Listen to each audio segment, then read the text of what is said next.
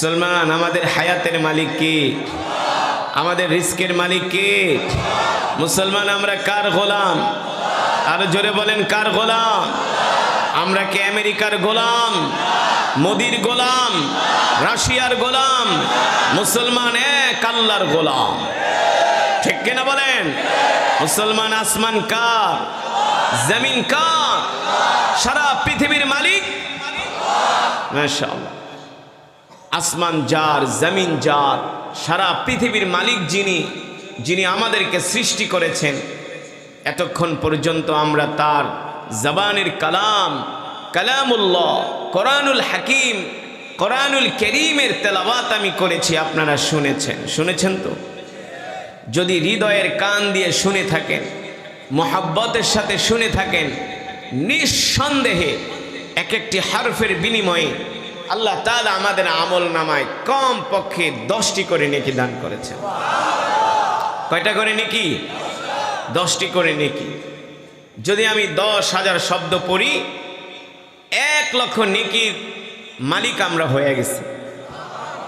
শুধু এখানে শেষ না, আল্লাহ তাআলার প্রিয় বান্দারা, এই মাজমায় যারা এসছেন সকলে 1 খতম করে করে কোরআনুল কারীমের সওয়াব পেয়েছেন। কিভাবে বলতে পারবেন? সূরাতুল ইখলাস এমন একটি সূরা, সুবহানাল্লাহ বলেন। সূরাটি পড়তে অনেক সহজ, আয়াত সংখ্যাও ছোট কম, কিন্তু মর্যাদার দিক থেকে অনেক বেশি। এই সূরাতুল ইখলাস এমন একটি সূরা যে সূরার সাথে সম্পর্ক করলে তার জন্য জান্নাত নিশ্চিত হয়ে যায়। কোন সূরা? সূরাতুল ইখলাস, সুবহানাল্লাহ বলেন। আল্লাহ রাসূলের একজন সাহাবী ছিলেন, তার নাম হলো আব্দুল্লাহ বিন মাসউদ রাদিয়াল্লাহু তাআলা আনহু। নাম কি? ফাকিহুল মুহাদ্দিসিন, সবচেয়ে বড় ফকিহ সাহাবী ছিলেন আব্দুল্লাহ বিন মাসউদ। আল্লাহ রাসূল সাল্লাল্লাহু আলাইহি সাল্লাম মক্কা থেকে হিজরত করে যখন মদিনায় গেলেন, মদিনাতুল মুনাওয়ারায় যাওয়ার পরে আল্লাহ রাসূল প্রথম নিজের হাতে একটি মসজিদ নির্মাণ করেছেন। সেই মসজিদের নাম কি? মসজিদে কোবা। মসজিদে কোবা, এই মসজিদটি আল্লাহ রাসূল সাল্লাল্লাহু আলাইহি সাল্লাম প্রথম নির্মাণ করেছেন নিজের হাতে। এই মসজিদটি বানিয়ে আল্লাহ রাসূল বলছে, বেলাল ওঠো, মসজিদে কোবার ছাদে উঠে আজান দাও। সুবহানাল্লাহ বলবেন না? বেলাল ওঠো, মসজিদে কোবার ছাদে উঠে আজান দাও। হযরত বেলাল হাবশী রাদিয়াল্লাহু তাআলা আনহু এই মসজিদে কোবার ছাদে উঠে আজান দিলেন। তো আল্লাহ রাসূল যখন মসজিদে কোবা থেকে মদিনাতুল মুনাওয়ারা মসজিদে নববীতে চলে গেলেন, তো এই কোবার মসজিদের এলাকার কিছু মানুষ, সাউন্ডারের লাইরো না, খালি খালি একটু ইকো দাও, সুন্দর করো। প্রথম খুব ভালো ছিল, মাঝখানে আবার দিছো। আল্লাহ রাসূল সাল্লাল্লাহু আলাইহি সাল্লাম যখন মসজিদে নববীতে চলে গেলেন, এই মসজিদে কোবার কিছু মানুষ আল্লাহ রাসূলের কাছে গেলেন, যে বললেন, ওগো আল্লাহ রাসূল, আমাদেরকে একজন ইমাম দেন। ইমাম কি দেন? ইমাম। বিশ্বনবী রাহমাতুল লিল আলামিন তার সাহাবী আব্দুল্লাহ ইবনে মাসউদ রাদিয়াল্লাহু তাআলা আনহুকে ডাকলেন আর বললেন, আব্দুল্লাহ ইবনে মাসউদ, আজ থেকে তুমি মসজিদে কোবার ইমাম। আর জোরে বলেন সুবহানাল্লাহ। মসজিদে কোবা এমন একটি মসজিদ, এখনো যদি কেউ মসজিদে কোবায়, আল মসজিদুন নববী, মসজিদে নববী থেকে কোবায় হেঁটে যে যদি কেউ 2 রাকাত নামাজ আদায় করে, আল্লাহ তাআলা তার আমল নামায় একটা পূর্ণ উমরার সওয়াব দান করে। শুধু তো টাকা কামানোর কক্সবাজার যায় ঘোরেন, বৌনিয়া, রাঙ্গামাটি যান, খাগড়াছড়ি যান, বান্দরবন যান, কুয়াকাটা যান, হায়রে কপাল পোড়া মুসলমান। কিছু টাকা জমায়া 1-1.5 লক্ষ টাকা দিয়ে যদি আল্লাহর ঘরে যাইতে পারেন, আল্লাহ নবী আমাদের জন্য কত সহজ করে দিছে। বাংলাদেশ থেকে রওনা দিলে তো একটা উমরার সওয়াব পাবেনই পাবেন। কেউ যদি মসজিদে নববী থেকে হেঁটে মাত্র 2 কিলোমিটার রাস্তা অতিক্রম করে মসজিদে কোবায় যে যদি কেউ 2 রাকাত নামাজ আদায় করে, আল্লাহ নবী বলেন তার আমল নামায় আল্লাহ তাআলা একটা কবুল উমরার সওয়াব দান করে। আল্লাহ নবী যখন মক্কা থেকে মদিনায় আসলেন, নিজের হাত দিয়ে একটা মসজিদ নির্মাণ করলেন। সেই মসজিদের নাম হলো মসজিদে, মাশাআল্লাহ, সেই মসজিদের নাম হলো মসজিদে কোবা। এই কোবার কিছু মুসল্লিরা আল্লাহর নবীর কাছে গেলেন, আল্লাহ রসুলের কাছে যেয়ে বললেন, গো আল্লাহর নবী, আপনি তো কোবা থেকে চলে এসেছেন, বেশ কিছুদিন হলো, এখন আমাদেরকে কোবার মসজিদের জন্য ভালো একজন ইমাম দেন। কি দেন? আমাদেরকে ভালো একজন ইমাম দেন। আল্লাহ নবী, বিশ্ব নবী রহমাতুল লিল আলামিন সাহাবী আব্দুল্লাহ ইবনে মাসউদকে ডাক দিলেন। ডাক দিয়া বললেন, হে আব্দুল্লাহ ইবনে মাসউদ, তুমি আজ থেকে মসজিদে কোবার ইমামতির দায়িত্ব পালন করবা। সুবহানাল্লাহ বলেন। স্বয়ং আল্লাহর নবী এবার নিজেই ইমাম নিযুক্ত করতেছেন। ফকিহুল মুহাদ্দিসিন সাহাবী আব্দুল্লাহ ইবনে মাসউদ রাদিয়াল্লাহু তাআলা আনহুকে মসজিদে কোবার মুসল্লিরা ইমাম সাহেবকে নিয়ে চলে গেলেন মসজিদে। এবার সাহাবী আব্দুল্লাহ ইবনে মাসউদ সুন্দর করে নামাজ পড়ান, বয়ান করেন, মানুষদেরকে দ্বীনের তালিম দেন। মুসল্লিরা তার উপরে অনেক খুশি, অনেক খুশি। ভালো একজন ইমাম পেয়েছি আমরা, যোগ্য একজন ইমাম পেয়েছি আমরা। আব্দুল্লাহ ইবনে মাসউদ লম্বা লম্বা কেরাত দিয়া, লম্বা লম্বা সূরা দিয়া ইশারের নামাজ পড়ান, ফজরের নামাজ পড়ান।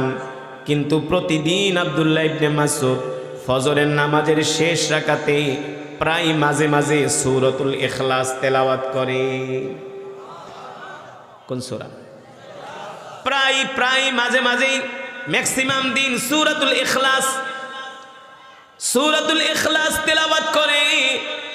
সূরাতুল ইখলাস এমন একটি সূরা, সাহাবী আবু সাঈদ আল খুদরি রাদিয়াল্লাহু তাআলা আনহু থেকে হাদিসটি বর্ণিত, তিরমিজির বর্ণনায় আসছে। আল্লাহর নবী বলেন, কেউ যদি সূরাতুল ইখলাস 3 বার তেলাওয়াত করে, আল্লাহ তাআলা তার আমল নামায় পুরনো 1 খতম কোরআনুল কারীমের সওয়াব দান করে। এত মর্যাদার সূরা হলো সূরাতুল ইখলাস। সুবহানাল্লাহ বলেন। সাহাবী আব্দুল্লাহ ইবনে মাসউদ রাদিয়াল্লাহু তাআলা আনহু প্রতিদিন ইশারের নামাজের, ফজরের নামাজের শেষ রাকাতে সূরাতুল ইখলাস তেলাওয়াত করে। মুসল্লিরা একজন আর একজনকে বলে, বুঝলাম না, ইমাম সাহেব তো অনেক ভালো, ইমাম সাহেব তো কোরআনে হাফেজ, ইমাম সাহেব তো অনেক যোগ্য, কিন্তু তিনি প্রতিদিন ফজরের নামাজের শেষ রাকাতে সূরাতুল ইখলাস এই সূরাটা কেন তেলাওয়াত করে? কোরআনে কি আর অন্য সূরা নাই? মুসল্লিরা বৈশা বৈশা একজন আর একজনের সাথে প্রশ্ন করে। কিছু মুসল্লি বলে, চলো ইমাম সাহেবকে ধরি, যে জিজ্ঞেস করি, হুজুর কারণ কি, আপনি এই সূরাটা কেন বারবার তেলাওয়াত করেন? কোরআনে কি আর সূরা নাই? আবার কিছু মুসল্লি বাধা দেয়, বলে না না, ইমাম সাহেবকে জিজ্ঞেস করো না, তাইলে কিন্তু চাকরি ছেড়ে চলে যাবে, চাকরি ছেড়ে চলে যাবে। যোগ্য ইমাম পাইছি, ইমাম সাহেবকে কিছু বলা যাবে না। কিন্তু ইমাম সাহেব তো প্রতিদিন সে ফজরের নামাজের শেষ রাকাতে সূরা ইখলাস প্রতিদিনই তেলাওয়াত করে। মুসল্লিদের কথা হলো ঘুরিয়ে ফিরিয়ে অন্য সূরা পড়ুক, মাঝে মাঝে পড়ুক, কিন্তু না না না, ইমাম সাহেব প্রতিদিন সূরাতুল ইখলাস তেলাওয়াত করে। মুসল্লিদের মধ্যে একটা কানা ঘোষা শুরু হয়ে গেছে। এটা আমাদেরকে ইমাম সাহেবকে বলতেই হবে, কেন তিনি এই সূরা প্রতিদিন তেলাওয়াত করে। কিছু মুসল্লি বলল, না না না, আমরা সরাসরি ইমাম সাহেবকে ধরব না, আমরা মসজিদ কমিটির যিনি মুরব্বী আছে, মোতাওয়াল্লি আছে, আমরা তার কাছে যাই নালিশ করি।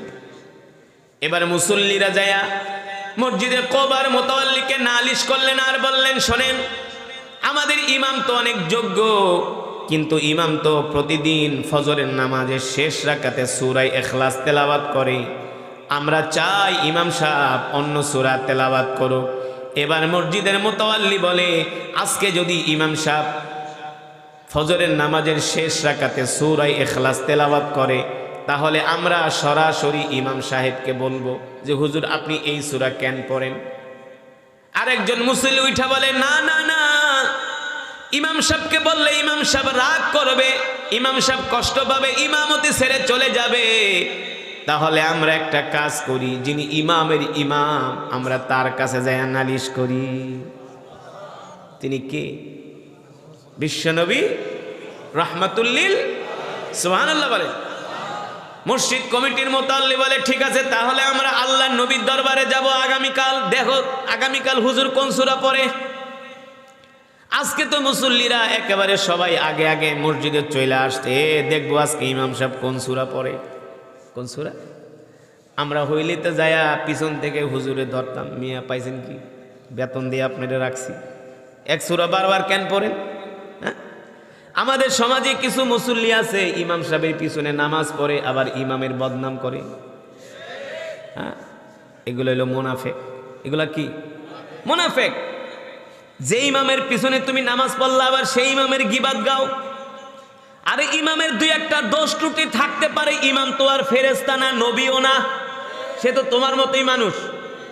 তোমার পিছনে যদি 10টা শয়তান লাগা থাকে, ইমামের পিছনে আরো বেশি লাগা থাকে, তারপরেও তো বেড়ায় সব কিছু বাদ দিয়া দিনের পথে চলতে আসছি।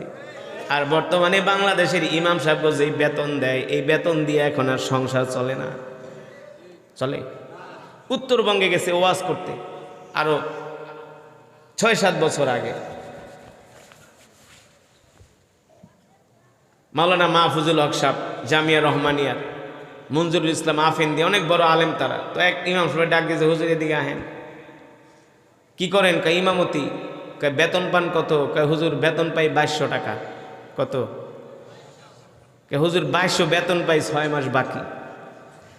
তো যেই মসজিদের লোকেরা 2200টা ইমামরে বেতন দেয়, ইমাম সাহেবের তো উচিত ওই সভাপতির বাড়িতে যাইতে চুরি করা। 2200 টাকা যদি বেতন হয়, বেটা চাল কিনবে কেমনি আর সংসার চালাইব কেমনি? হ্যাঁ, অনেক মসজিদে আছে গ্রামগঞ্জে ইমাম সাহেবদের বেতন ঠিক মতো দেয় না, ঢাকা শহরে দেয়, অনেক বাকি পড়ে থাকে। ইংরেজি পড়ানোর জন্য, অঙ্ক শেখানোর জন্য এক একটা মাস্টার রাখে, বেতন দেয় 5000 6000। আর মসজিদের মুয়াজ্জিন ইমামরা এক, হুজুর আমার পোলারে পড়াইবেন? কে হ্যাঁ। কত? কয় 500 টাকা বেতন দিন। কত? কত? 500। আবার কয় 3 জন পড়াইতে। কয়জন? 3 জন পড়াইতে। আপনি ইংরেজির শিক্ষকরে 5000 টাকা বেতন দিতে পারেন, আর আপনার ছেলেরে যে কোরআন পড়ায় তারে দিবেন 500 টাকা, তাও 3 মাস বাকি। কথা কন? তাও কি 3 মাস বাকি? যে ইংরেজি পড়ায়, বাংলা পড়ায়, অঙ্ক করায়, হেরে আপনি ডিম পোস্ট করে খাওয়ান, আর মসজিদের ইমাম সাহেব না আপনি গরম চা আর একটা টোস্ট বিস্কুট দিয়ে বসায় রাখেন। সঠিক নাকি বেঠি?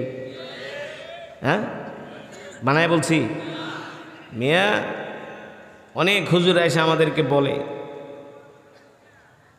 এই বাংলাদেশ আরো উন্নত হতো যদি এই দেশের মানুষ আল্লাহর কোরআনকে আরো বেশি করে ভালোবাসতো।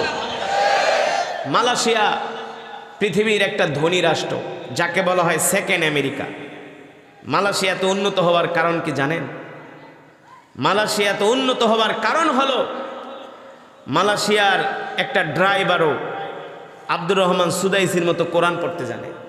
মালয়েশিয়ার একটা তরকারি বিক্রেতাও একজন হাফেজে কোরআনের মতো কোরআন পড়তে পারে, নামাজের ইমামতি করতে পারে। বর্তমান মালয়েশিয়ার যিনি প্রেসিডেন্ট, তার নাম হলো আনোয়ার ইব্রাহিম। নাম কি? আনোয়ার ইব্রাহিম। তিনি একজন কোরআনে হাফেজ। তিনি কোরআনে হাফেজ, তিনি ইমামতি করেন, আর তার মন্ত্রীরা তার পিছনে নামাজ পড়ে। আর আমগো যেই ডক্টর ইনুস সাহেব আছে, তার নামাজে খাড়া করাইলে দেখবেন তার পায়জামা গরম হয়ে গেছে। হ্যাঁ, আর এর আগে যেটা ছিল আব্দুল হামিদ, ওইটা তো সারাদিন বিড়ি টানতো। আব্দুল হামিদ আর হিন্দি সিনেমা দেখত, সারাদিন বিড়ি আর হিন্দি সিনেমা, ঠিক মতো এটা রোজাও রাখত না। এই হলো আমাদের কপাল। আমরা যদি কোরআন দিয়ে আমাদের সমাজটাকে সাজাতে পারতাম, কোরআন অনুযায়ী চলতে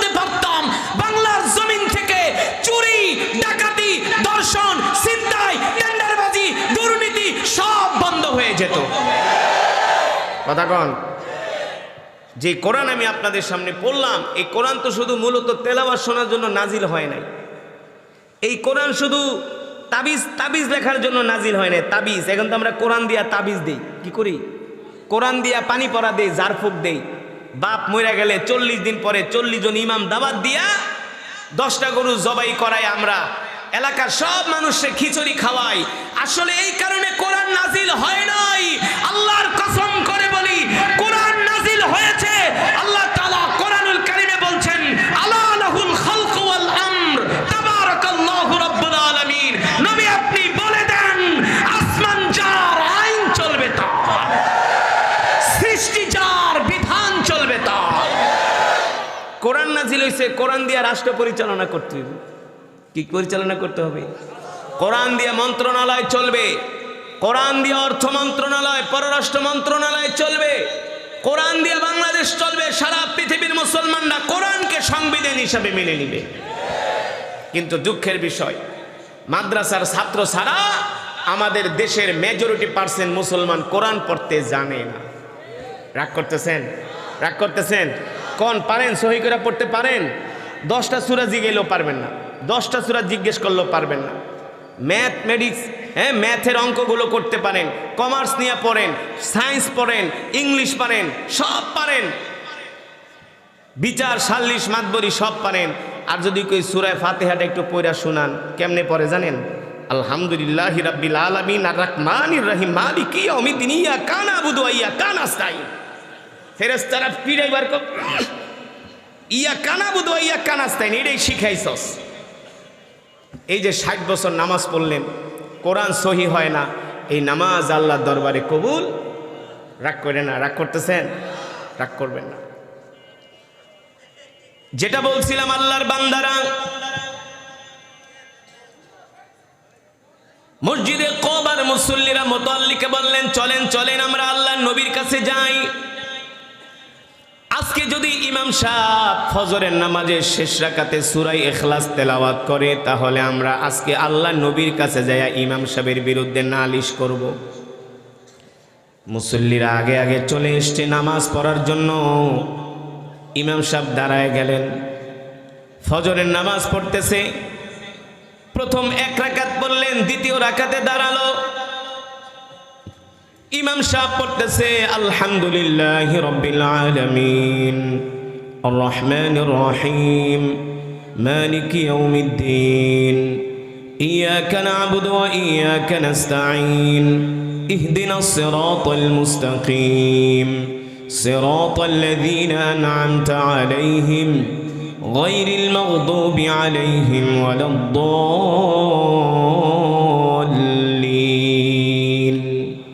আমিন।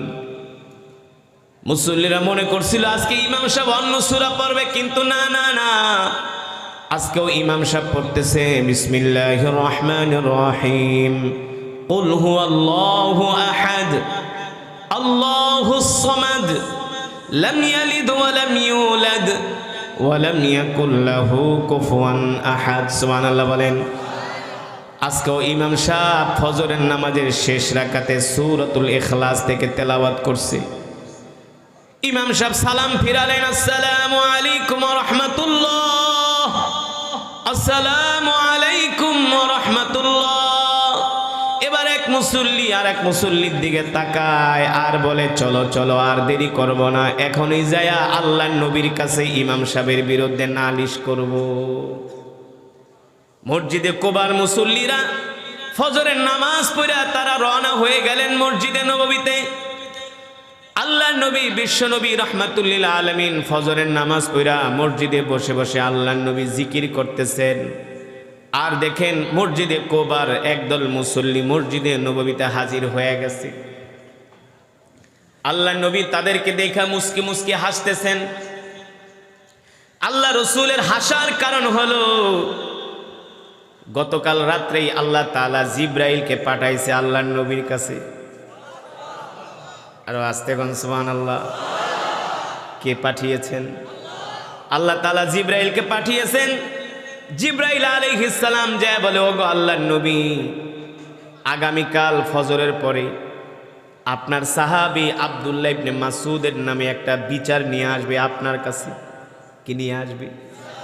মসজিদে কোবার যিনি ইমাম দিছেন ওই ইমামের বিরুদ্ধে তার মুসল্লির একটা বিচার নিয়ে আসবে, বিচার একটা নালিশ করবে আপনার কাছে। স্বয়ং আসমানের মালিক, জমিনের মালিক, আরশের মালিক আল্লাহ আপনাকে নির্দেশ দিয়ে দিছে, মুসল্লিরা ইমামের বিরুদ্ধে যে নালিশ করবে আপনি ইমামের পক্ষে রায় দিয়ে দিবেন। নির্দেশ কার? জোরে বলেন।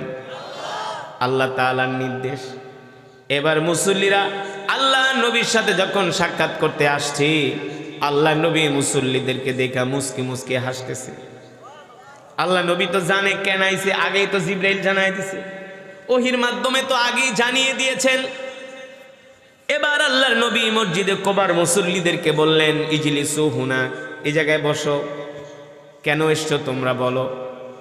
এবার মুসল্লিরা বলে, হুজুর আপনি আমাদেরকে যে ইমাম দিছেন, ইমাম একেবারে একজন পারফেক্ট ইমাম, তেলাওয়াত এত সুন্দর, বায়ান এত সুন্দর, আখলাক চরিত্র সব দিক থেকে 100%, আমরা তার সব ভক্ত হয়ে গেছি, এত সুন্দর ইমাম হয় না। আল্লাহ নবী বলে, তাইলে তোমাদের কমপ্লেইনটা কি? মুস্কি হাসি দিয়া বলে, দেখবেন কিছু মানুষ আছে, কিছু মানুষের বিরুদ্ধে কিছু বলার আগে তার প্রশংসা করে। কি করে? ছেলেটা খুব ভালো, একেবারে পারফেক্ট, খুব ভদ্র সভ্য, কিন্তু এক জায়গা দিয়ে একটু সমস্যা আছে। মসজিদের মুসল্লিরা বলে, হুজুর আমাদের ইমাম খুব ভালো।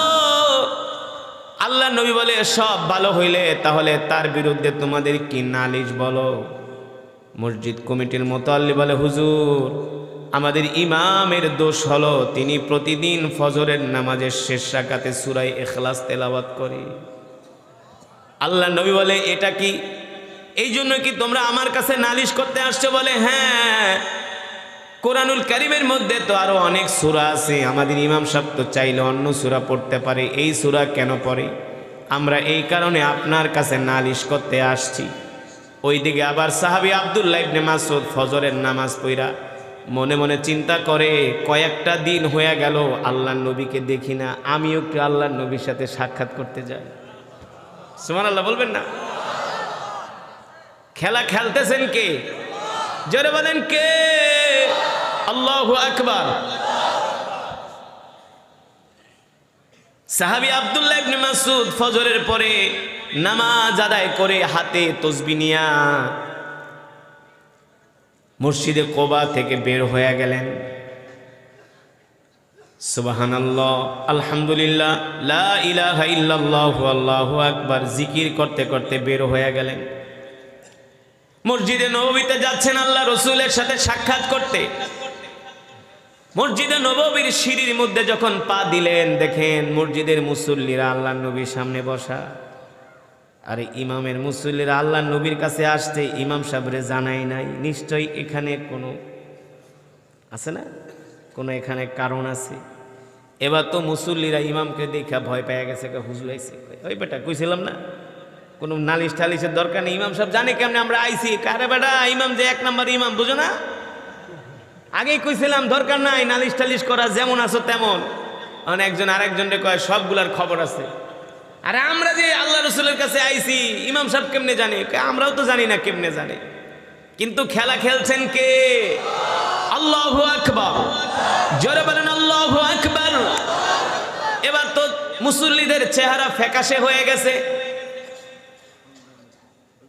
আল্লাহর নবী সাহাবী আব্দুল্লাহ ইবনে মাসউদকে দেখা ডাক দিলেন, তাআলাও। আব্দুল্লাহ ইবনে মাসউদ, আসো আসো, ইজলিস হুনাকে জায়গায় বসো। এবার আব্দুল্লাহ ইবনে মাসউদ রাদিয়াল্লাহু তাআলা আনহু আল্লাহর নবীর সামনে বসলেন। প্রিয় নবীজি রাহমাতুল লিল আলামিন বললেন, এ সাহাবী আব্দুল্লাহ ইবনে মাসউদ, তোমার মুসল্লিরা আমার কাছে আসছে, তোমার নামে আমার কাছে তারা একটা নালিশ করছে। কি করছে? এই কথা শোনার পরে সাহাবী আব্দুল্লাহ ইবনে মাসউদের চোখ দিয়া ঝরঝর করে পানি পড়তেছে। সাহাবীর কান্না করার কারণ হলো স্বয়ং আল্লাহ নবী আমাকে ইমাম হিসাবে নিযুক্ত করছি, নাকি আমার থেকে কোনো বড় ধরনের ভুল হয়ে গেছে? এই কারণে আমার মুসল্লিরা এসে আমার নামে কমপ্লেন করছে, নালিশ করছে। এই কথা শোনার পরে সাহাবী আব্দুল্লাহ ইবনে মাসউদ কান্না করতেছে। আল্লাহ নবী বলে, কান্না করো কেন? লিমা তাবিকি, তুমি কান্না করো কেন? সাহাবী আব্দুল্লাহ ইবনে মাসউদ বলে, গো আল্লাহর নবী, জানি না আমার মুসল্লিরা আমার নামে আপনার কাছে কি নালিশ করছে। আল্লাহ নবী সাহাবীকে কাছে নিয়ে আদর করে বলে, শোনো, তোমার মুসল্লিরা আমার নামে নালিশ করছে তুমি নাকি প্রতিদিন ফজরের নামাজের শেষ রাকাতে সূরা ইখলাস তেলাওয়াত করো। সাহাবী বলে, গো আল্লাহর নবী, ঠিকই বলছে, আমি প্রতিদিন ফজরের নামাজের শেষ রাকাতে সূরা ইখলাস তেলাওয়াত করি। আল্লাহর নবী ডাক দিয়া বলে, সাহাবী রে, সাহাবী, কোরআনুল কারীমের মধ্যে এত সূরা থাকতে এই সূরা তুমি কেন প্রতিদিন ফজরের নামাজের শেষ রাকাতে তেলাওয়াত করো? সাহাবী আব্দুল্লাহ ইবনে মাসউদ ডাক দিয়া বলে, গো আল্লাহর নবী, কোরআনুল কারীমের মধ্যে অনেক সূরা আছে, কিন্তু সূরাতুল ইখলাস এমন একটা সূরা যেই সূরার মধ্যে সবচেয়ে বেশি আমার আল্লাহ তাআলার প্রশংসা করা হয়েছে। জোরে বলেন সুবহানাল্লাহ। বিসমিল্লাহির রহমানির রহিম। কুল হুয়াল্লাহু আহাদ। আল্লাহ কয়জন? জোরে বলেন। মুসলমানদের আল্লাহ একজন, আমাদের রব একজন, ঠিক কিনা বলেন? কিন্তু হিন্দুদের দেবতা হলো ৩৩ কোটি। কয় কোটি? আর আমাদের আল্লাহ হলেন আল্লাহুস সামাদ। আমাদের আল্লাহ কারো মুখাপেক্ষী না। এই যে আজকে ভূমিকম্প হইল, আল্লাহ যদি মনে করেন ১ কোটি ২ কোটি ৩ কোটি কিংবা ৩ জনে যদি আল্লাহ থাকতো, ৩ জনেই যদি এই পৃথিবীর মালিক থাকতো, এই পৃথিবীর সৃষ্টিকারী থাকতো, তাহলে একজন কইতো ভূমিকম্প দে, আর একজন কইতো ভূমিকম্প দিস না, ২ জনে মারামারি লেগে যেত।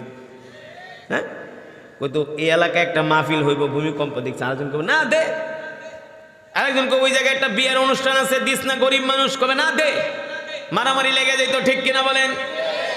আল্লাহ তাআলা বলে, আমি রব একা, আমার কোনো শরীক নাই, লা শারীকা লা, ঠিক কিনা বলেন? আমি আল্লাহ যা ইচ্ছা করি তাই করি, আমি আল্লাহ যা চাই তাই করি। ইন্নামা আমরুহু ইদা আরাদা শাইআন আন ইয়াকুলা লাহু কুন ফায়াকুন, ঠিক কিনা বলেন? আল্লাহ তাআলা বলে, আমি যা ইচ্ছা করি, যা চাই তাই করি। আমি আল্লাহ কারো কাছে মুখাপেক্ষী না, আমি আল্লাহ কারো কাছে জবাবদিহি করি না, ঠিক কিনা বলেন? কেউ আমার সমকক্ষ নয়। আল্লাহুস সামাদ, আমার রব কারো কাছে ঠেকানা। লাম ইয়ালিদ ওয়া লাম ইউলাদ ওয়া লাম ইয়াকুল লাহু কুফুয়ান আহাদ। আল্লাহ কাউকে জন্ম দেন নাই এবং কারো থেকে তিনি জন্ম নেন নাই। সুবহানাল্লাহ বলেন। সাহাবী আব্দুল্লাহ ইবনে মাসউদ বলেন, ওগো আল্লাহ, ওগো আল্লাহর নবী, কোরআনুল কারীমের মধ্যে ১১৪টা সূরা আছে, কিন্তু সূরাতুল ইখলাস এমন একটা সূরা যে সূরার মধ্যে আল্লাহ তাআলার সবচেয়ে বেশি গুণ বর্ণনা করা হয়েছে। এই কারণে আমি আব্দুল্লাহ ইবনে মাসউদ এই সূরাটাকে বেশি ভালোবাসি। সুবহানাল্লাহ বলেন। এই সূরাটাকে আমি এই কারণে সবচেয়ে বেশি, কারণ আমি মনে করি যদি আমি আজকে মারা যাই ফজরের পরে, তাহলে জীবনে আর কোনোদিন এই সূরাটা পড়তে পারবো না। এই মহব্বতে আমি এই সূরাটা তেলাওয়াত করি। আল্লাহ রাসূল মুস্কি হাসি দিয়া বলে, সাহাবী রে, তুমি যে সূরাতুল ইখলাস তেলাওয়াত করো, এই কারণে শুধু তুমি খুশি না, গতকাল রাত্রে আল্লাহ জিবরাইলকে আমার কাছে পাঠায় দিছে, আর জিবরাইল আইসা বইলা গেছে, ওগো আল্লাহর নবী, প্রতিদিন যে ফজরের নামাজের শেষ রাকাতে আব্দুল্লাহ ইবনে মাসউদ সূরাতুল ইখলাস তেলাওয়াত করে, বেশি বেশি এই সূরাটা তেলাওয়াত করে, এই কারণে শুধু আব্দুল্লাহ ইবনে মাসউদ খুশি না, স্বয়ং আসমানের মালিক, জমিনের মালিক, আরশের মালিক আল্লাহ তার উপর খুশি হয়ে গেছে। স্বয়ং আল্লাহ খুশি হয়েছে তার উপর। আল্লাহ নবী বলে, শুধু আল্লাহ তাআলাই খুশি না, আমিও তোমার উপর খুশি। আল্লাহ নবী বলে, শুধু আমি খুশি না, ফেরেশতারাও তোমার উপর খুশি। জোরে বলেন সুবহানাল্লাহ। এই সূরাতুল ইখলাস এমন একটা সূরা, তিরমিজির বর্ণনায় আসছে, কেউ যদি এই সূরা প্রতিদিন ফরজ নামাজের পরে তিনবার তেলাওয়াত করে, আল্লাহ নবী বলেন তার ইন্তেকালের সাথে সাথে আল্লাহ তাআলা তাকে বিনা হিসাবে জান্নাত দিয়ে দিবে। কেউ যদি এই সূরা প্রতিদিন 50 বার তেলাওয়াত করে, আল্লাহ নবী বলেন তার ইন্তেকালের পরে তার জানাজায় 70,000 ফেরেশতা এসে শামিল হবে। আল্লাহু আকবার। সূরাতুল ইখলাস এমন একটা সূরা, কেউ যদি এই সূরা 1000 বার তেলাওয়াত করে, কয় হাজার বার, আল্লাহ তাআলা তার জন্য রিজিকের 300টা দরজা খুলে দেয়। কয়শোটা দরজা? যদি বিশ্বাস না হয় আগামীকাল থেকে এই সূরার আমল করতে থাকেন। আপনার যদি চাকরি না হয় আল্লাহ চাকরির ব্যবস্থা করে দিবে। আমি আরেকটা মসজিদে জুমা পড়াই, গাজীপুর মাওনা হাজী আব্দুল সাত্তার জামে মসজিদ, বাংলাদেশের নামকরা মসজিদ, 2 জুমা পড়াই। ওই মসজিদে একটা যুবক আইসা শুধু বলে, হুজুর আমার চাকরিও নেই, আমাকে একটু দোয়া করেন। আমি বলি, শোনো, আমি তোমার একটা আমল দিতে পারবো, তুমি পারবা করতে? হুজুর আমি করব।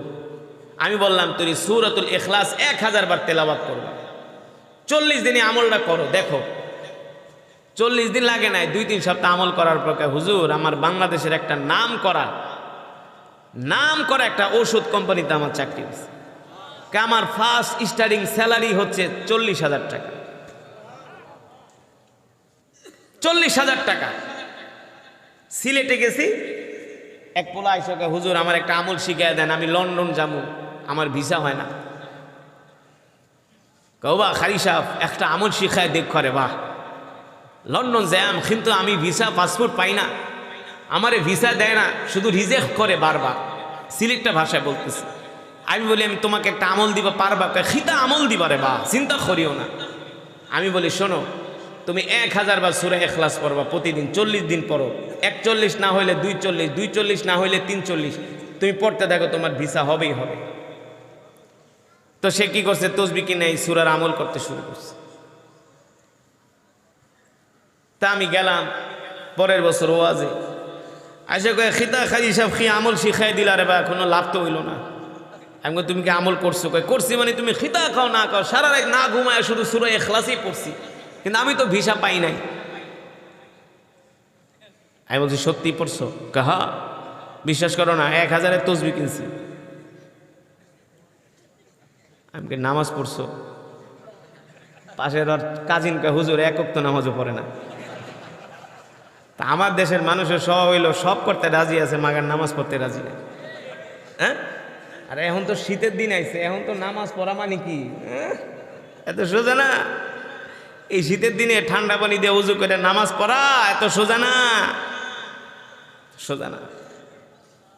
এই ফজরের সময় আইলে শয়তান এসে হাত পা টিপে, দোস্ত ঘুমা ঘুমা, আরাম করে টিপবো, কি মজা, কি শান্তি, মনে হয় মেসেজ করে দিতেছে অলিভ অয়েল তেল দিয়া। শয়তান জানে কোন রগে চাপ দিলে, কোন জায়গায় টিপ দিলে ঘুম ভালো হইব। হ্যাঁ, দেখবেন সারা রাত মোবাইলে কথা কয়, গেম খেলে, সিনেমা দেখে, গল্প করে, আর ফজরের আজানের 10 মিনিট আগে একেবারে ঘুমায় আর লেডায় পেডায় পড়ে যায়, আছে না? সারা রাত সজাগ, আজানের 10 মিনিট আগে শেষ, কাইচিত হইয়া একেবারে পড়ে যায়, আর ঘুমে থাকতে পারে না। এটার কারণ কি জানেন? এটার কারণ কি?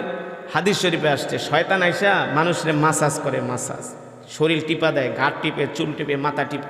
শয়তান জানে কোন জায়গায় টিপ দিলে তার ঘুম ভালো হইব, কারণ শয়তান তো আমাদের রগে রগে ঢুকতে পারে, জানেন না? শয়তান আমাদের রগে রগে ঢুকতে পারে, জয়েন্টে জয়েন্টে ঢুকে আমাদেরকে শরীর টিপা দেখে, ঘুমা ঘুমা। দেখবেন এত সুন্দর ঘুমা হে, ফজরের নামাজও শেষ, ঘুমও শেষ। ফজরের নামাজও শেষ, ঘুমও শেষ। এই কারণে আল্লাহর বান্দারা, আমি আপনাদেরকে যে আমল শিখাই গেলাম, আপনাদের যত বিপদ আপদ, বালা মুসিবত, রোগ শোক, অভাব অনটন, সন্তান হয় না, চাকরি নাই, ব্যবসা নাই, যত বিপদে পড়েন 5টা ওয়াক্ত নামাজ জামাতের সাথে পড়েন, আর সূরাতুল ইখলাসের বেশি বেশি আমল করবেন, দেখবেন সমস্ত বালা মুসিবত দূর হয়ে যাবে। যদি না হয় 40 দিন, 41, 42, 43 আমল করেন, যদি না হয় তারপরে আমাকে বললেন, কিন্তু নামাজ পড়তে হবে। কি পড়তে হবে? কয় ওয়াক্ত? জোরে বলেন, কয় ওয়াক্ত? ফজরের নামাজ বাদ দিয়া, হ্যাঁ, ফজরের নামাজ সহ 5 ওয়াক্ত নামাজ জামাতের সাথে আদায় করবেন, সূরাতুল ইখলাস শরীফের আমল করবেন, মিসওয়াক করে নামাজ পড়বেন, ঢিলা কলুব ব্যবহার করবেন। আর যাদের ছেলে সন্তান আছে, 5টা ছেলে সন্তান থাকলে আমি বলবো যদি অর্থবিত্ত ভালো থাকে 5টারে আলেম বানাইবেন, আর যদি না থাকে 2-1টারে জেনারেল শিক্ষায় শিক্ষিত করেন, আর 2-4টারে মাদ্রাসায় পড়ান। দেখবেন যারা জেনারেল শিক্ষায় শিক্ষিত হবে, আপনার ঘরে যদি জেনারেল শিক্ষিত ছেলেও থাকে, আলেমও থাকে, এই আলেমদের কারণে জেনারেলরা নামাজি হয়ে যাবে, দিনদার হয়ে যাবে, ঠিক কিনা বলেন, পরহেজগার হয়ে যাবে। এই কারণে আজকে যে মাদ্রাসার উদ্যোগে মাহফিল মারকাজুল উলুম, এই মাদ্রাসায় আপনারা আপনাদের সন্তানদেরকে ভর্তি করবেন। রাজি আছেন? 5 ওয়াক্ত নামাজ জামাতের সাথে আদায় করবেন। কয় ওয়াক্ত? আজকের মাহফিল থেকে ওয়াদা করেন নামাজ পড়বেন তো?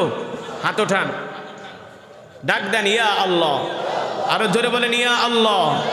ওয়াদা করলাম আর কোনোদিন নামাজ ছেড়ে দিব না, নামাজ ছেড়ে দিব না। হাত নামান। কয় ওয়াক্ত? 5 ওয়াক্ত নামাজ পড়বেন ইনশা। আপনাদের হাতে ধরি, পায়ে পড়ি ভাই, 5টা ওয়াক্ত নামাজ পড়েন। দেখেন যেমনি ভূমিকম্প হইতাছে, আল্লাহ 1-2-3 বার আমাদেরকে সতর্ক করবে, একদিন কিন্তু আল্লাহ তাআলা রাগ করে ভূমিকম্প দিয়েই দিব, তারপরে শেষ হয়ে যাবো, সব ধ্বংস হয়ে যাবো। এই কারণে এখনো সময় আছে, 5টা ওয়াক্ত নামাজ পড়বেন। মা বোনরা পর্দা করবেন, মা বোনরা পর্দা করবেন, আপনাদের চেহারা যাতে কোনো বেগানা পুরুষ না দেখে। আর যারা ভাইয়েরা আছেন, আপনারা আপনাদের ছেলে মেয়েদেরকে পর্দায় রাখবেন, স্ত্রীদেরকে পর্দায় রাখবেন, ইসলামী জীবন যাপন করবেন ইনশা। আর আপনারা যারা এক একটা ফ্যাক্টরিতে চাকরি করেন, আপনাদের টাকা হালাল হালাল। আপনারা বাইজিদ বোস্তামি হওয়া আপনাদের জন্য কোনো ব্যাপার না, হাসান বসরি হওয়া কোনো ব্যাপার না। এর কারণ হলো কি জানেন? ইবাদত কবুল হওয়ার জন্য প্রথম শর্ত হলো হালাল রিজিক। আপনারা 12 থেকে 14 ঘন্টা দাঁড়ায় দাঁড়ায় ডিউটি করেন, আপনাদের পয়সা হালাল হালাল, কোনো সন্দেহ নাই, কোনো সন্দেহ নাই। আপনারা জান্নাতি, আমি বলে গেলাম আপনারা জান্নাতি। কিন্তু 5টা ওয়াক্ত নামাজ, শুধু 5টা ওয়াক্ত নামাজ পড়েন। আপনার নফলও দরকার নাই, তাহাজ্জুদও দরকার নাই, শুধু 5টা ওয়াক্ত নামাজ জামাতের সাথে, তাকবীরুল্লাহর সাথে। যদি একেবারে জামাতে পড়তে না পারেন, ফ্যাক্টরিতে 2-4 জন মিলে জামাত পড়েন। যদি সময় না দেয়, তাও যদি না দেয়, তাও সময় করে নামাজটা আদায় করেন। আল্লাহ তো দেখছে, দেখবেন মৃত্যুর আগে নাকের ভিতরে জান্নাতের ঘেরান পাবে, জান্নাত দেখে আপনার মৃত্যু হবে ইনশা। তাহলে নামাজ পড়বেন কয় ওয়াক্ত? 5 ওয়াক্ত। আল্লাহ তাআলা সকলকে তৌফিক দান করুন বলি আমিন। এবার বলেন আজকের মাহফিলে এসে আপনারা খুশি নাকি বেজার? আসলে খুশি হয়েছেন? আগামী বছর এই মাহফিলটা হোক, আপনারা চান? চান? যদি চান তাহলে এই মাদ্রাসার মাহফিলের জন্য আগামী বছর মাদ্রাসার ওস্তাদরা যখন আপনাদের কাছে যাবে, আপনারা এই ওঠাউঠি করবে না, বসো, মোনাজাত দিয়ে যাবা, সবাই মোনাজাত দিয়ে যাবেন, দোয়া না করে যাবেন না। দোয়া আল্লাহ তাআলার কাছে অনেক পছন্দনীয় একটা ইবাদত। যে দোয়া করে না আল্লাহ তাকে পছন্দ করে না, যে দোয়া করে আল্লাহ তাকে পছন্দ করে। আর শোনেন, যে দোয়া করতে পারে, যে দোয়া করে, বুঝতে হবে তাকে আল্লাহ ভালোবাসে। আল্লাহ যাকে আল্লাহ পছন্দ করে তাকে আল্লাহ দোয়া করার তৌফিক দেয়, তৌফিক। এই দোয়াও কিন্তু সবাই করতে পারে না, দোয়া করার কিন্তু ধৈর্য হয় না। দোয়া করতেও ধৈর্য লাগে। কি লাগে? দোয়া করতে ধৈর্য লাগে, এত সোজা না, দোয়া করতে কষ্ট আছে। এই কারণে আপনি দোয়া কখনো ছাড়বেন না, বেশি বেশি করে আল্লাহ তাআলার কাছে দোয়া করবেন। এই মাদ্রাসার দিকে আপনারা নেক নজর রাখবেন। বাংলাদেশের যত বেশি মাদ্রাসা হবে, তত বেশি ওলামায়ে কেরাম হবে, আলেম হবে, ঠিক না? আমাদের সমাজে শান্তি আসবে, আমাদের সমাজ থেকে পাপ দূর হয়ে যাবে, অন্যায় দূর হয়ে যাবে, ঠিক কিনা বলেন? আল্লাহ তাআলা মারকাজুল উলুম মাদ্রাসাকে কবুল করুন, এই মাহফিলকে কবুল করুন। মাহফিলের সম্মানিত সভাপতি সাহেব, তাকে আল্লাহ কবুল করুন। মাহফিলে যারা সহযোগিতা করেছেন, এক ঝাঁক যুবক আমি দেখেছি, যুবকদেরকে আল্লাহ তাআলা আমার প্রত্যেকটা কলিজার টুকরা যুবক ভাইদেরকে আল্লাহ দ্বীনের জন্য, ইসলামের জন্য কবুল করুন বলে আমিন। প্রত্যেকটা যুবকের জন্য আল্লাহ হালাল রিজিকের ব্যবস্থা করে দেন, যাদের চাকরি নাই চাকরির ব্যবস্থা করে দেন, যারা ব্যবসা করে ব্যবসায় বরকত দিয়ে দেন, যারা পড়াশোনা করে আল্লাহ তাআলা জিহান যাকাত বাড়ায় দেন। কিছু বলবেন? দোয়া করবো। হ্যাঁ, সভাপতি সাহেবের জন্য আমরা দোয়া করব। তিনি শেষ পর্যন্ত মাহফিলে বসে বসে বয়ান শুনছে, আমরা তার কাছে চিরকৃতজ্ঞ, তার জন্য দোয়া করি। আল্লাহ তাআলা তার নেক হায়াত দান করুক। আর আপনি যতদিন বাঁচবেন এই মাদ্রাসার দিকে নেক নজর রাখবেন, জান দিয়া, মাল দিয়া, সময় দিয়া, ইনশা আল্লাহ। সভাপতি সাহেব অনেক শিক্ষিত মানুষ, মাশাআল্লাহ, খুব সুন্দর করে কথা বলে, খুব সুন্দর বক্তৃতা দিছে। হ্যাঁ, আল্লাহ তাআলা সকল এলাকার যত ধর্মপ্রাণ মুসলমান আছে, আল্লাহ তাআলা সকলকে কবুল করুন বলি আমিন। দুরূদ শরীফ পড়ি। আল্লাহুম্মা সাল্লি আলা মুহাম্মাদ ওয়া আলা আলি মুহাম্মাদ كما صليت على إبراهيم وعلى آل إبراهيم إنك حميد مجيد اللهم بارك على محمد وعلى آل محمد كما باركت على إبراهيم وعلى آل إبراهيم إنك حميد مجيد أستغفر الله الذي لا إله إلا هو الحي القيوم وأتوب إليه لا حول ولا قوة إلا بالله العلي العظيم اللهم آمين الحمد لله رب العالمين والصلاة والسلام على سيد الأنبياء والمرسلين وعلى آله وصحبه أجمعين يا أول الأولين يا آخر الآخرين يا ذا القوة المتين يا راحم المساكين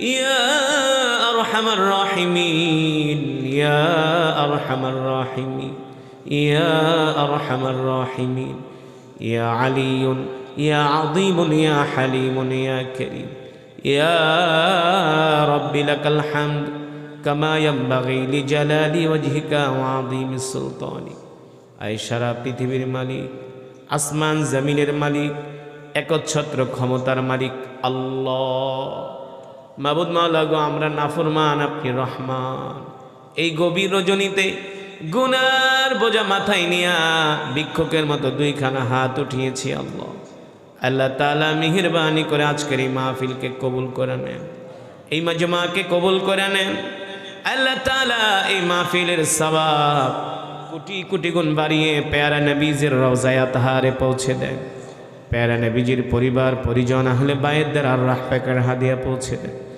আল্লাহ তাআলা আশারে মুবাশশারা সমস্ত সাহাবা আজমাইনদের আর রাহপাকের হাদিয়া পৌঁছে দেন জান্নাতুল মুআল্লা জান্নাতুল বাকিতে যারা শুয়ে আছেন সকলের আর রাহপাকের হাদিয়া পৌঁছে দেন বদরিন সাহাবী উহুদের সাহাবী খন্দকের সাহাবী সমস্ত সাহাবা আজমাইনদের আর রাহপাকের হাদিয়া পৌঁছে দেন আল্লাহ তাআলা মেহেরবানি করে মালিক বাবা আদম থেকে শুরু করে আজ পর্যন্ত যত মুমিন মুমিনাত মুসলিম মুসলিমাত যারা অন্ধকার কবরে মাটির নিচে শুয়ে আছেন সকলের কবরে আর সওয়াব পৌঁছে দেন আল্লাহ তাআলা আমাদের জনম দক্ষিণী আব্বা জান আম্মা জানের কবরে আযাব মাফ করে দেন আব্বা আম্মার কবরকে জান্নাতের বাগান বানায় দেন আমাদের যাদের মা বাবা বেঁচে নাই দুঃখিনী মা বাবার কবরকে জান্নাতের বাগান বানায় দেন দাদা দাদি নানা নানি আত্মীয় স্বজন পাড়া প্রতিবেশী আমাদের বংশধর পূর্বপুরুষদেরকে মাফ করে দেন আল্লাহ তাআলা অত্র এলাকার গোরস্থানে যত কবরবাসী শুয়ে আছে সমস্ত কবরবাসীর কবরে আযাব মাফ করে দেন মাবুদ মাওলা গো মারকাজুল উলুম এই মাদ্রাসাকে আল্লাহ কিয়ামত পর্যন্ত কবুল করে নেন এই মাদ্রাসাকে কিয়ামত পর্যন্ত কবুল করে নেন আল্লাহ তাআলা মাদ্রাসাকে দ্বীনি খাঁটি মারকাজ হিসাবে কবুল করে নেন আল্লাহ তাআলা এই মাদ্রাসার মাহফিলে যারা 1 টাকা থেকে 1000 টাকা দান করছে সকলের দানকে কবুল করে নেন আল্লাহ তাআলা মাদ্রাসার যত হাজত আছে আল্লাহ পুরা করে দেন আল্লাহ আপনার যেই বান্দারা মাদ্রাসাকে ভালোবাসে মাদ্রাসায় দান করে মাদ্রাসাকে মহব্বত করে আপনিও তাদেরকে ভালোবাসেন গো আল্লাহ যারা মাদ্রাসার জরুরত পুরা করে আল্লাহ আপনিও তাদের অভাব অনটনগুলো দূর করে দিন আল্লাহ তাআলা মেহেরবানি করে অত্র এলাকার গোরস্থানে যত কবরবাসী শুয়ে আছে সমস্ত কবরবাসীর কবরে আযাব মাফ করে দেন আল্লাহ তাআলা অত্র এলাকার প্রতিটা ঘরের মধ্যে রহমত বরকত নাজিল করে দেন আল্লাহ তাআলা আজকের এই মাহফিলে আপনার যত বান্দারা উপস্থিত হয়েছে একজনকেও খালি হাতে ফিরায় দিয়েন না একজনকেও খালি হাতে ফিরায় দিয়েন না আল্লাহ আপনি আমাদের तमाम জিন্দেগীর গুনাহগুলো maaf করে দেন আল্লাহ তাআলা জাহান্নামের আগুন আমাদের জন্য হারাম করে দেন একটা জান্নাতুল ফেরদাউস আমাদের জন্য ওয়াজিব করে দেন আল্লাহ তাআলা অনেক মা বোনরা হাত উঠাইছে আল্লাহ মা বোনদেরকে maaf করে দেন আল্লাহ মা বোনদেরকে maaf করে দেন প্রত্যেকটা মা বোনকে আল্লাহ পর্দায় থাকার তৌফিক দেন আল্লাহ তাআলা সবাইকে আপনি হযরত রাবিয়া বসরির মতো ঈমানওয়ালা আমলওয়ালা বানায় দেন আল্লাহ তাআলা এই মাদ্রাসা থেকে যে 5 জন হাফেজে কোরআন আল্লাহ হেফজ সম্পূর্ণ করেছে, এক একজন ছাত্রকে আল্লাহ আপনি দ্বীনের খাঁটি মুজাহিদ হিসাবে কবুল করে নেন, জামানার বড় মুজাদ্দিদ হিসাবে কবুল করে নেন। আল্লাহ তাআলা মেহেরবানি করে মালিক আমাদের মধ্য থেকে আমরা যারা অসুস্থ আল্লাহ সুস্থতা দান করে দেন। আল্লাহ তাআলা আজকের মাহফিলের সভাপতি সাহেবকে আল্লাহ দ্বীনের জন্য ইসলামের জন্য কবুল করে নেন, তার নেক হায়াত দান করে দেন। প্রধান অতিথি, বিশেষ অতিথি, আমন্ত্রিত অতিথি আল্লাহ অত্র এলাকার অনেকের নাম পোস্টারে দেখেছি, হ্যান্ডবিলে ব্যানারে দেখেছি আল্লাহ, যারা এই মাহফিলের অতিথি হয়েছেন আল্লাহ আপনি সকলকে দ্বীনের জন্য কবুল করে নেন। রব্বানা আতিনা ফিদ দুনিয়া হাসানা ওয়া ফিল আখিরাতি হাসানাতাও ওয়া কিনা আযাবান নার। রব্বানা লা তুযিগ কুলুবানা বা'দা ইয হাদাইতানা ওয়া হাব লানা মিন লাদুনকা রাহমা ইন্নাকা আনতাল ওয়াহ্হাব। মাবুদ মাওলা গো, আমার মসজিদের মুতাওয়াল্লি মরহুম দিল মোহাম্মদ মৃদাকে আল্লাহ আপনি মাফ করে দেন, তার কবরকে জান্নাতের বাগান বানায় দেন। আমাদের দোস্ত আহবাব যারা আছে আল্লাহ দুনিয়াতে বেঁচে নাই আল্লাহ আপনি সকলকে মাফ করে দেন। আল্লাহুম্মা ইন্নী আসআলুকা ইলমান নাফিআ ওয়া রিজকান তাইয়্যিবা ওয়া আমালান মুতাকাব্বালা। রব্বি ইন্নী লিমা আনজালতা ইলাইয়া মিন খাইরিন ফাকির। রব্বি আন্নী মাসসানিয়াদ দুররু ওয়া আনতা আরহামুর রাহিমিন। রব্বি আন্নী মাগলুবুন ফান্তাসির। ইয়া হাইয়্যু ইয়া কাইয়্যুম বিরহমাতিকা আস্তাগীথ ইয়া যাল জালালি ওয়াল ইকরাম। মাবুদ মাওলা গো, আপনার কাছে দরখাস্ত করি, মৃত্যু তো দিবে, এই মৃত্যুটা জিহাদের ময়দানে দিয়ে, মদিনার মাটিতে মৃত্যু দিয়ে, কলিজার টুকরা নবীজির রওজার পাশে মৃত্যু দিয়ে,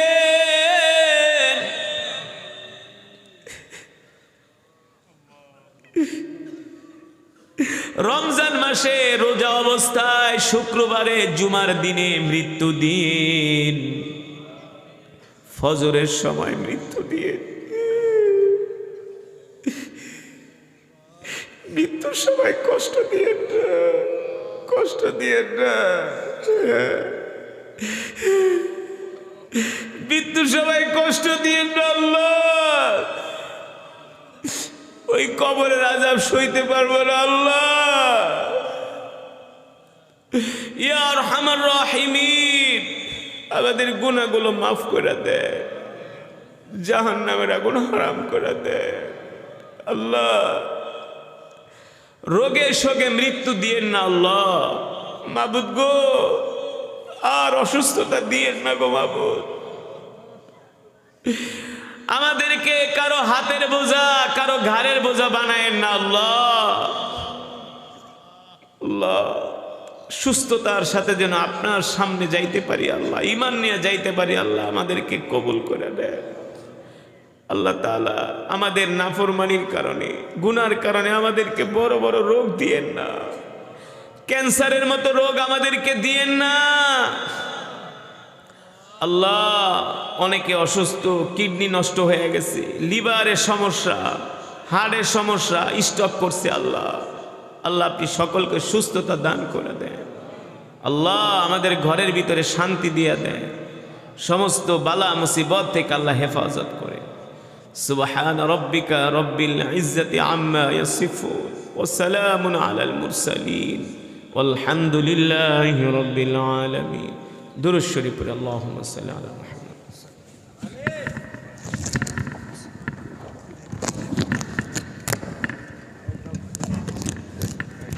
আলহামদুলিল্লাহ, প্রত্যেকের প্রতি বন্ধ দোস্ত আল্লাহ কাছে দোয়া করি আল্লাহ যেন আমাদের সকলকে আমাদের